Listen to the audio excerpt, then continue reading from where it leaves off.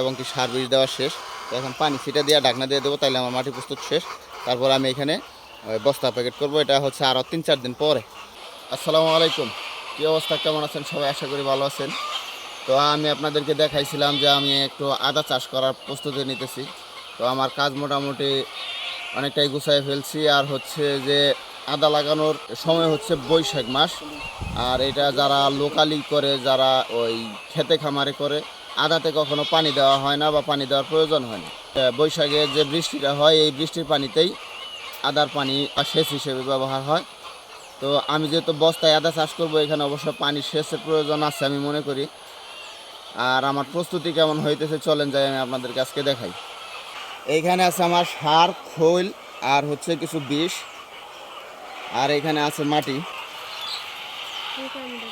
যেহেতু বস্তায় আদা চাষ করব, সেহেতু মাটিটাকে এমনভাবে প্রস্তুত করতে হবে যাতে বস্তার ভিতরে এটা জমাট না বাইদে যায় এবং কি মাটির উর্বরতা খুব ভালো থাকে। সেই জন্য টিএইচপি, পটাশ আর হচ্ছে জিপসাম আর খোল, এছাড়াও আরও গোবর সার আছে, পর্যাপ্ত পরিমাণে গোবর সার আছে।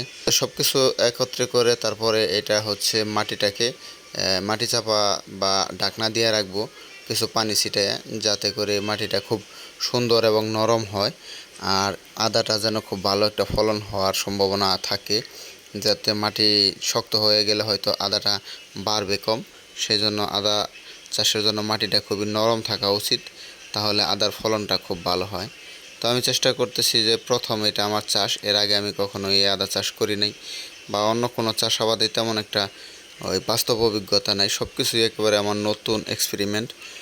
আর আমি চেষ্টা করতেছি যে আসলে আমি আমার মতো করে করব। এখানে লাভ হোক লস হোক এটা আমার বিষয় না, বিষয় হচ্ছে যে আমি শিখব। আর শেখার জন্য যতটুকু করণীয়, এখানে কি হয় না হয় এটা আমার বিষয় না, বিষয় হচ্ছে যে এখান থেকে যদি ভালো কিছু হয় তো অবশ্যই এটা আমি বড় পরিসরে করব। আর যদি ভালো কিছু নাও হয়, তারপর ওই মাটিগুলো আমি আবার পুনরায় ইউজ করব এবং কি আবার পরবর্তীতে যে ভুলগুলো থাকে এই ভুলগুলো সংশোধন করে তারপরে আমি আবার নতুন করে চেষ্টা করব। তো আমার টার্গেট হচ্ছে এবছর প্রথম তো 50টা আমি বস্তা করব। তো এই 50টা বস্তাতে আমার দেখা যাক কী হয়। 1 বছর পরে যদি এখান থেকে ভালো কিছু করা সম্ভব হয়, তাহলে অবশ্যই বস্তার পরিধি আমি বাড়াবো। আর যদি দেখি যে না ভালো কিছু করতে পারি না, তাহলে আমি আবার চেষ্টা করব যে কিভাবে ভালো করা যায়। তো 50টাই থাকবে আমার পরবর্তীতেও, যদি ইনশাআল্লাহ আল্লাহ চাহে তো।